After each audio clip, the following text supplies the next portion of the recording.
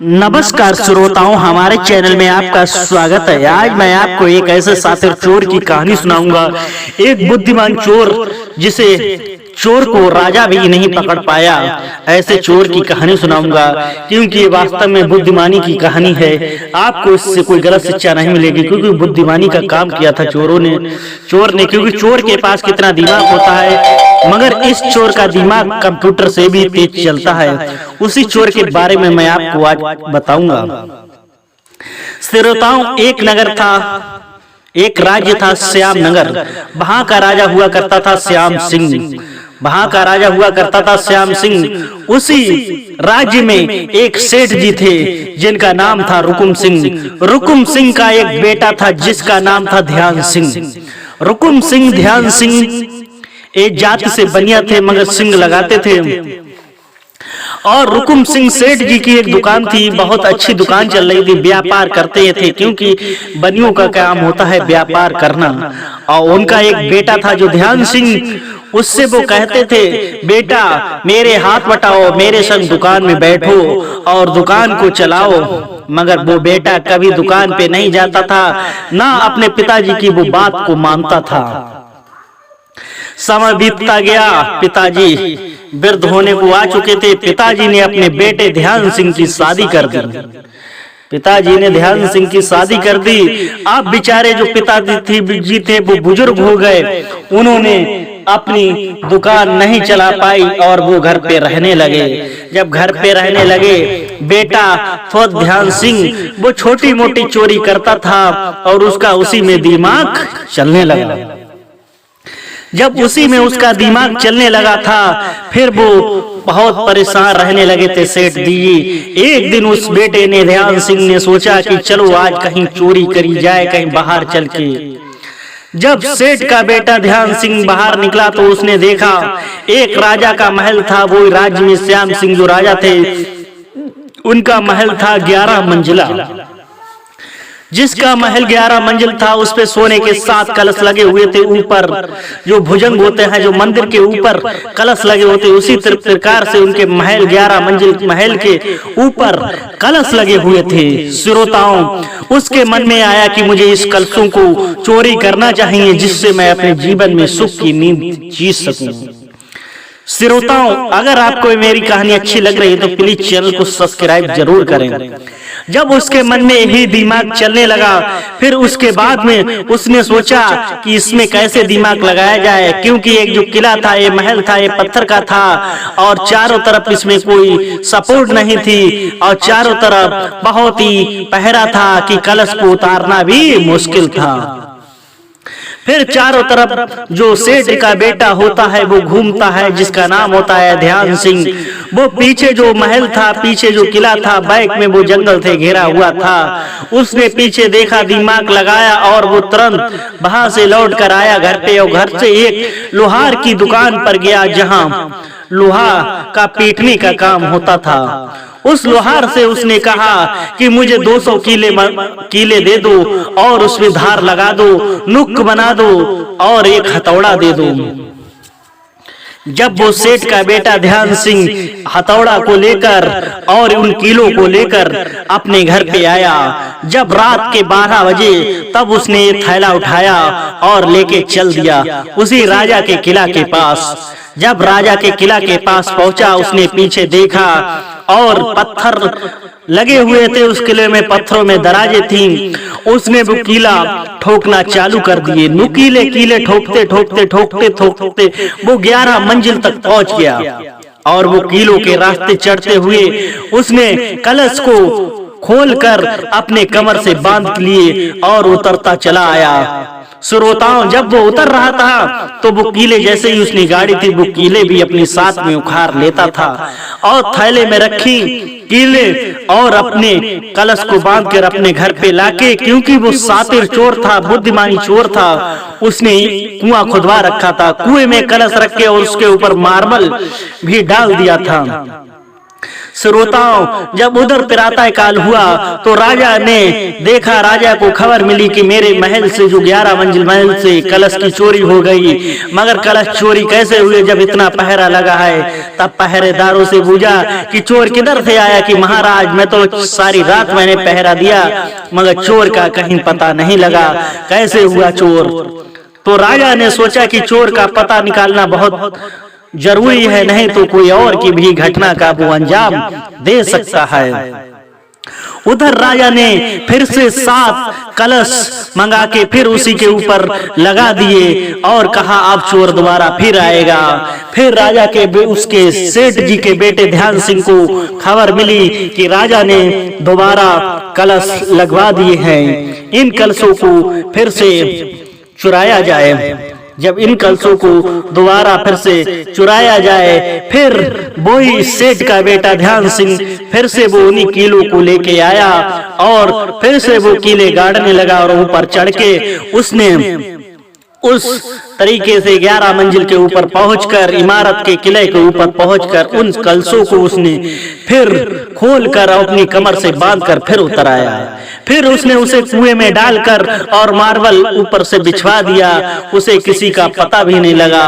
राजा फिर चक्कर में पड़ गए, चोरी कैसे हुई? सूचना गई, सबको गर्म किया, उन्हें मंत्रियों को जो पहरेदार थे कि चोर कैसे आया, चोर कैसे आया। फिर श्रोताओं आपको बता दे कि राजा ने फिर से एक कलश का इंतजाम किया, 7 कलश फिर से लगवाए कि चोर फिर आएगा। आपके पहरेदारों से कह दिया अगर जिसने भी कलशों को चोर को नहीं पकड़ा तो आपकी मैं नौकरी खा जाऊंगा और आपसे मैं वसूल करूंगा। अगर आप लोगों ने चोर को नहीं पकड़ा तो मैं आप लोगों को फांसी दे दूंगा, फांसी दे दूंगा। राजा की ये बात सुनकर पहरेदार बहुत ही दुखी हो गए कि एक ऐसा चोर है जो पकड़ में नहीं आ रहा था कि चोर की बुद्धिमानी की तारीफ करूं या क्या करूं, क्योंकि चोर का दिमाग वास्तव में कंप्यूटर से तेज चलता है कि जो वो सोचता है वो पहले से वो उसके मन में आ जाता है। उधर उसने सोचा कि राजा ने मुझे पकड़ने के लिए बहुत तगड़ा प्रतिबंध लगा दिया है, काफी पहरेदार भी लगा दिए हैं। वो फिर से चल दिया और उधर से उसका सेठ जो था, सेठ जी रुकुम चंद्र, वो बुजुर्ग हो चुके, उन्होंने सोचा कि ये मेरा बेटा कहाँ जा रहा है, उसके पीछे से वो फिर भी चल दिए। चलते चलते देखा कि ये राजा के महल में कीले ठोक कर ऊपर वो चढ़ गया। फिर सेठ जी भी वो भी चढ़ गए, क्योंकि वो बुजुर्ग थे। जब चढ़ते गए तो उसने कहा कि ये तो पकड़ा जाएगा और मुझे भी पकड़ जाएगा, इसलिए एक उसमें बीच में एक 11 मंजिले के बीच में एक अलमारी थी दीवार में, उसमें वो बैठ गए। उन्होंने कहा कि जब मेरा बेटा आएगा ऊपर से ध्यान सिंह तो मैं उसे समझाऊंगा। तो उसके बाद में उसने फिर चोरी से वो ऊपर पहुंचकर वो कलश अपनी कमर से बांध लिया और नीचे उतरने लगा। जब नीचे उतरा उसने अपने पिताजी को देखा। पिताजी ने कहा अरे बेटा मूर्ख, तू क्यों चोरी करता है, तुझे तो सुबह फांसी हो जाएगी, राजा को पता लगेगा तब। तो उससे कहा पिताजी आप घर पे चलिए, आप उतर के आइए। मगर उस पिताजी नहीं माने कि तू छोड़ दे चोरी, नहीं तो तुझे फांसी हो जाएगी। पिताजी तो चढ़ तो गए थे मगर उतरना उन्हें बहुत मुश्किल था, क्योंकि वो बहुत बुजुर्ग थे, कमजोर थे। फिर उसने कहा अगर मैं अपने पिताजी को यहाँ छोड़कर जा रहा हूँ, ध्यान सिंह ने कहा तो सुबह मैं पकड़ा जाऊंगा, मुझे फांसी हो जाएगी। फिर उस चोर ने, अपने सातिर चोर ने अपने पिता की गर्दन को ही उड़ा दिया, काट दी गर्दन। जब पिताजी की गर्दन काट दी और उसने गर्दन भी अपने झोरे में थैले में रख दिया और नीचे कीले उखाड़ कर नीचे उतर आया। जब उतर आया अपने वो चोर घर पे पहुंचा, उसने कलश फिर भी कुएं में छिपा दिया। उसके बाद में जब तीसरा कलश गायब हुआ, राज्य में हाहाकार मच गया कि श्याम सिंह जो राजा है उनका तीसरा कलश चोरी हो गया, मगर चोर नहीं पकड़ पाया। जो पहरेदार थे उन्हें को कह दिया था कि तुम्हें फांसी हो गई।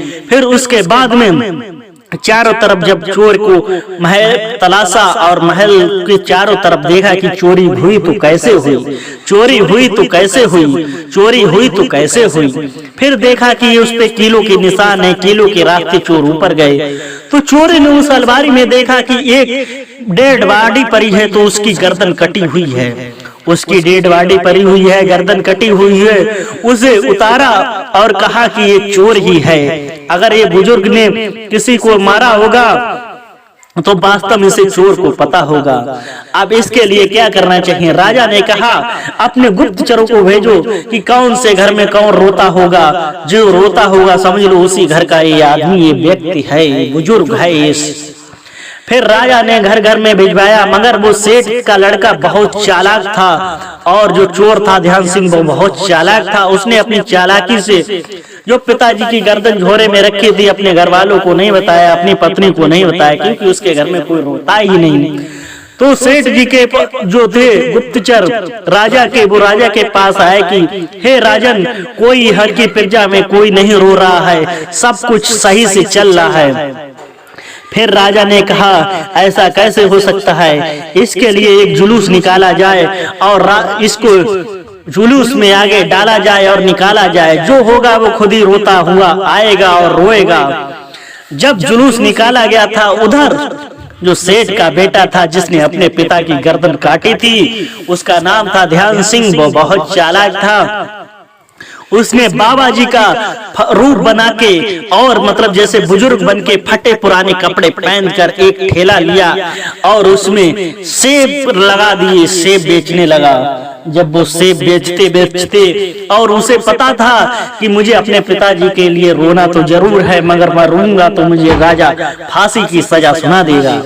तो इसलिए जिधर से वो जुलूस निकल रहा था उधर से ही वो राजा का जो बेटा था, जो राजा का बेटा और जो सेठ का बेटा था, अपने पिताजी की उसने गर्दन काटी थी, वो ठेले पे फटे पुराने कपड़े लेकर सेब बेचने लगा और जुलूस की तरफ वो पहुंच गया। जब वो जुलूस की तरफ पहुंचा और उसने धक्का दिया, अपना ठेला लौट पौट कर दिया और सेब फैल गए। जब सेब बिखर गए तो वो रोने लगा, हाय राजा, हाय राजा, हाय राजा, हाय राजा, मैं तो बर्बाद हो गया, मैं तो लूट गया, मेरे सारे सेब खराब हो गए। तो राजा के पास सूचना गई। राजा ने उस बेटे को बहुत ही चुपाया, समझाया, कहा मैं आपका इसका हर्जाना दे दूंगा और इसका खर्चा दे दूंगा, आप ऐसा मत करो, मत रो, चुप जाओ। उसके बाद में वो बेटा घर पे आया और अपने पिताजी के रोने का विलाप करने लगा। पिताजी की उसने अपने हाथ से गर्दन काटी थी और बहुत पछतावा आ रहा था, मगर वो करे तो क्या करे। उसके बाद में जब जुलूस निकाला कोई नहीं मिला, तो उसके बाद में उन्होंने उसकी जो सेठ की जो चिता थी बुजुर्ग की, जिसकी गर्दन बिना कटी हुई थी, उसकी चिता को जलवाया। कहा जब ये चिता जलेगी तो इसको देहा संस्कार में जो चोर था वो इसका शीश लेकर जरूर आएगा और इसमें चिता में वो शीश जरूर रखेगा।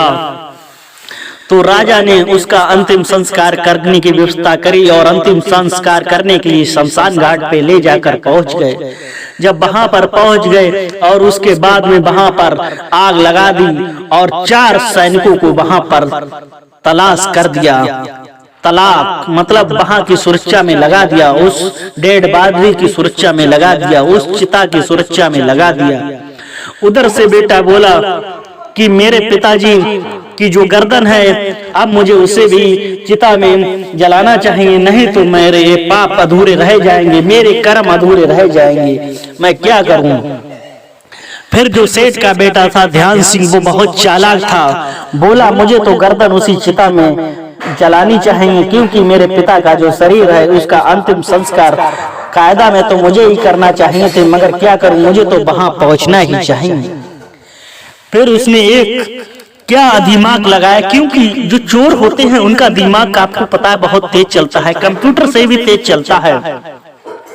फिर उस ध्यान सिंह ने, चोर ने अपना दिमाग लगाया और एक अघोड़ी का रूप धारण किया, गले में हड्डियों की माला, एक त्रिशूल और जो राख थी वो भस्म की धूनी पूरे शरीर में लगा ली और एक गाजा से भारी चिल्म हाथ में पकड़ के थाम ली और उसने उसी बैग को रख लिया, झोरे को, जिसमें अपने पिताजी की गर्दन थी। जहां 4 जो सिपाही थे, सैनिक थे, वो उस चिता की सुरक्षा कर रहे थे कि यहाँ जरूर आएगा चोर अपनी पिता की लाश के जो शीश था उसे रखने के लिए।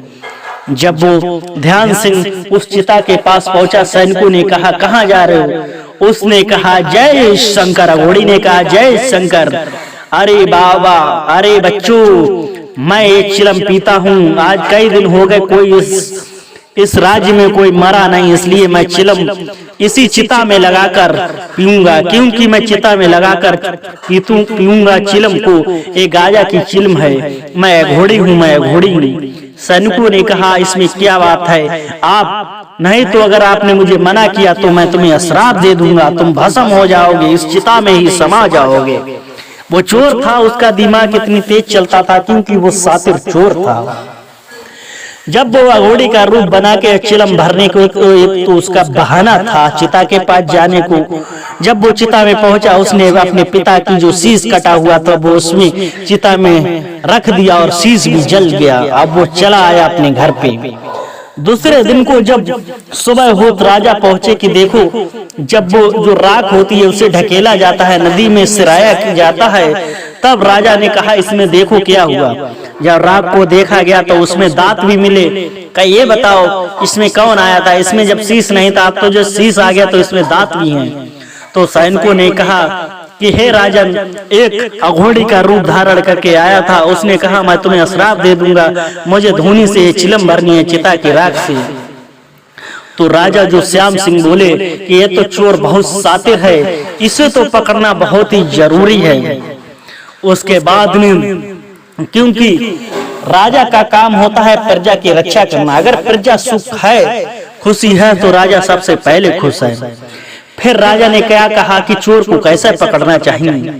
राजा ने एक ऊंट था, ऊंट जो था उसे चारों तरफ सोने से लाद दिया और उसे घूमने को शहर में कहा, और उसके 2 सैनिक पीछे लगा दिए, 2 सैनिक आगे लगा दिए कि अगर जो ऊंट को जो भी पकड़े या जो छुए तो समझ लेना ये वो चोर है।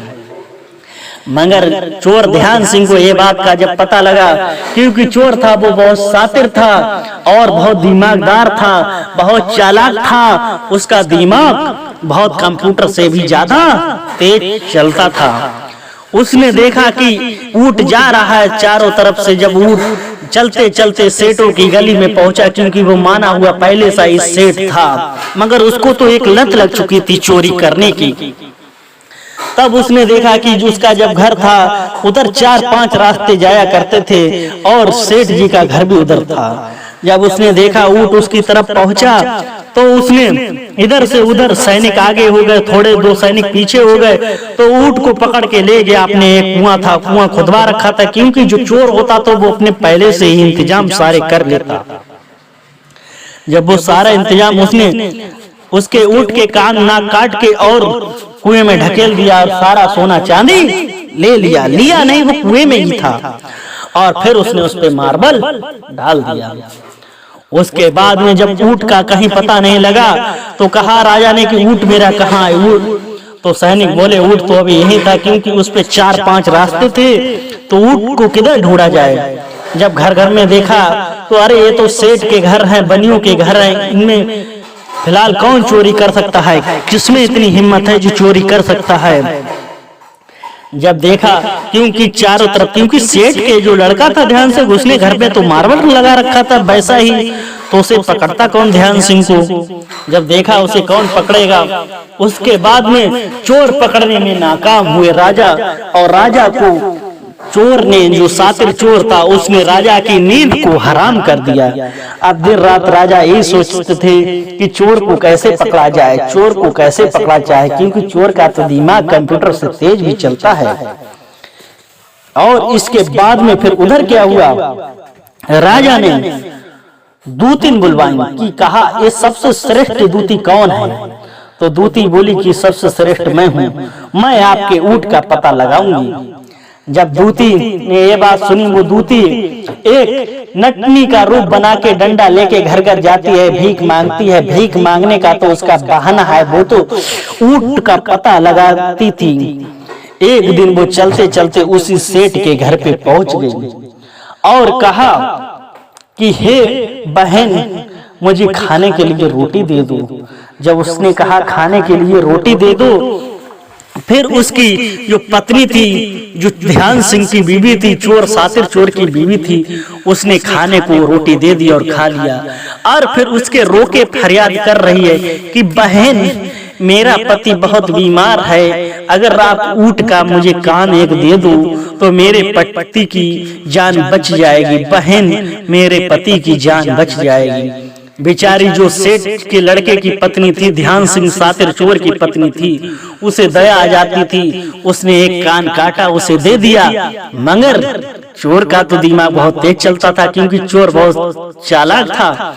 वो उस समय ध्यान सिंह नहाने के लिए स्नान कर रहा था बाहर। जैसे ही वो बाहर निकल के गई, उसने देखा ये तो कोई गड़बड़ है, मैंने इसे पहले कह नहीं देखा। उससे पूछा, आप क्या लेके आई हो? तो उसने कहा, मैं खाना खा के आई हूँ। तो वो समझ गया ये राजा की कोई चाल है, उसे अंदर ले गया कि तो उसने पूछा अपनी पत्नी से, उसकी पत्नी का नाम था निर्मला। तो उसने कहा, निर्मला आपसे यह क्या लेके गई? तो निर्मला बोली, इसने कहा मेरे पति बीमार है, मुझे ऊँट का कान दे दो। तो वो समझ गया। उसने एक कुआं एडवांस में खुदवा रखा था, उस कुएं में उसने उस दूतिन को पहुंचा दिया अंदर। कहा, अब तू यही रुक, अब तुझे रोटी और पानी उससे वहीं भेजता था, और नृत्य की क्रिया जो प्रतिदिन होती थी वो उस कुएं में कराता था। श्रोताओं, ये सातिर चोर था, इसका दिमाग आपको पता है कंप्यूटर से तेज चल रहा था, इससे राजा भी पकड़ने में नाकाम थे। उधर राजा को पता लगा कि जब 10 से 15 दिन हो गए, मेरी दूती नहीं पता लग रही है कि ये दूती का क्या हाल है, क्या हाल है। जब पता लगा दूती भी मेरी गायब हो गई, राजा अब और चक्कर में पड़ गए। इस चोर का कैसे पता लगाया जाए, इस चोर का कैसे पता लगाया जाए, इस चोर का कैसे पता लगाया जाए। फिर राजा ने एक दूती को बुलाया, और जो उसकी बहन थी, तो उसने कहा, राजा मैं अपनी बहन का मैं पता लगाऊंगा। तो प्रतिदिन लोगों के घर पे जाती थी और कहती थी, मेरी एक बहन थी, वो गायब हो गई, मेरे जैसी, उसका पता नहीं लग रहा था। उसी समय वो ऐसे पूरे शहर में, पूरे राज्य में घूमती। एक दिन उसी ध्यान सिंह जो सातिर चोर था उसके घर पे पहुंच जाती है और कहती है, बहन, मेरी एक बहन थी, वो गायब हो गई, उनका पता नहीं लग रहा। मगर वो सेठ का बेटा ध्यान सिंह था चोर, वो अंदर सो रहा था। जब उसने ये बात सुनी कि ये तो फिर कोई दूतिन नहीं आ गई है, उसने दूतिन से कहा, चलो मैं तुम्हें अपनी दूतिन को तुम्हारी बहन से मिलाता हूँ, क्योंकि उसे लगा कि ये मेरी बहन को मिला देगा। तो वो दूसरी भी दूती को ले गया और उसने उस दूतिन को भी उस कुएं में डाल दिया कि अब आप हो गई बहन। बहन, आराम से खाना खाइए, आराम से इसी में नींद लीजिए और मौज लीजिए। श्रोताओं, जब इस बात का पता राजा को लगा कि हमारी दूसरी भी दूतिन गायब हो गई, अब राजा तो चक्कर में पड़ गए कि अब मुझे क्या करना चाहिए। जो श्याम सिंह थे कि अब मुझे क्या करना चाहिए। जनता भी तिराही माई करने लगी कि मुझे एक राजा जो चोर को नहीं पकड़ सकता है तो वो प्रजा को क्या चलाएगा। जो राजा के आंखों से काजल चुरा के ले जाता है फिर भी उस चोर को पता नहीं लगता है। अब बताओ क्या करना चाहिए। राजा की जिंदगी हराम हो गई, जीना दुश्वार हो गया, नींद हराम हो गई, क्योंकि सातिर चोर ध्यान सिंह, उसका दिमाग बहुत तेज चलता था, कंप्यूटर से भी तेज चलता था।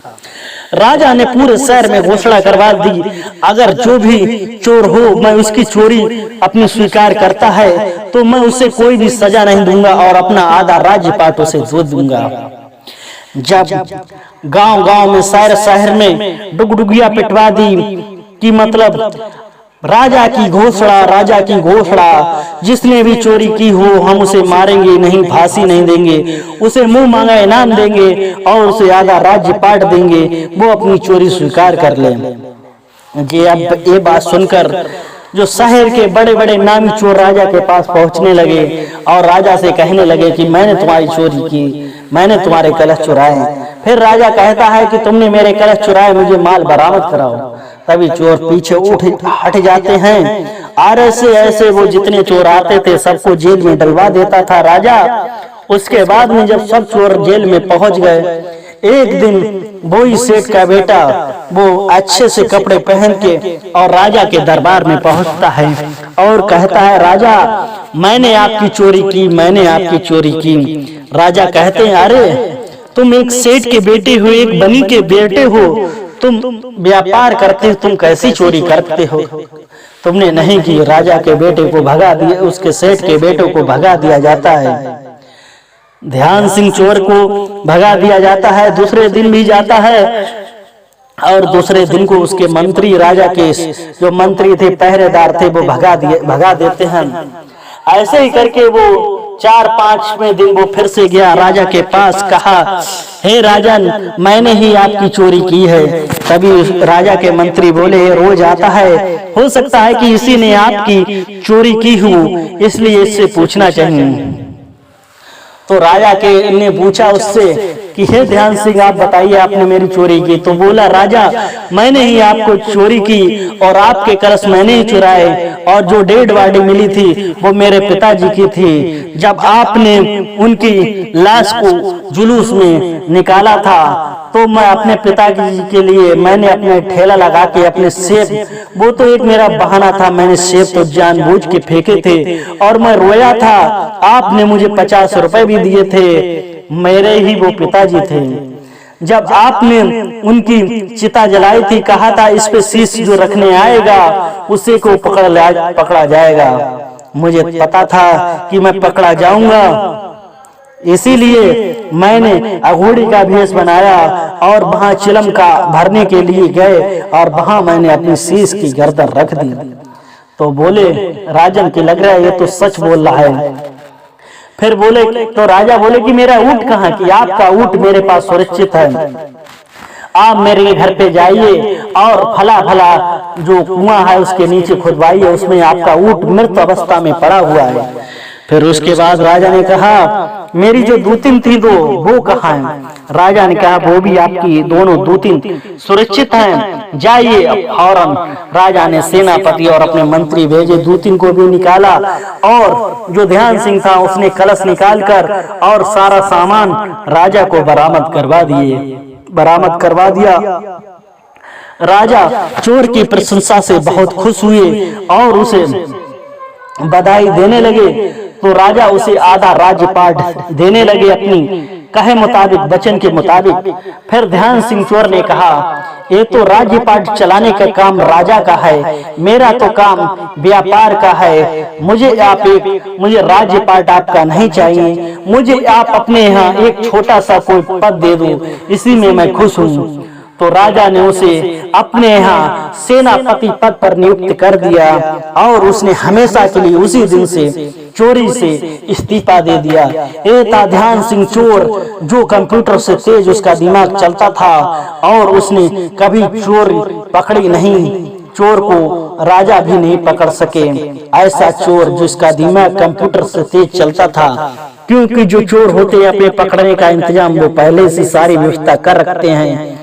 श्रोताओं, हमें इस कहानी से ये शिक्षा मिलती है, कभी चोरी नहीं करना चाहिए, हमेशा मुझे सत्य की राह पर चलने चाहिए। जय हिंद, वंदे मातरम।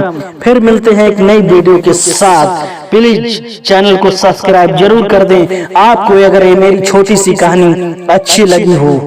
धन्यवाद।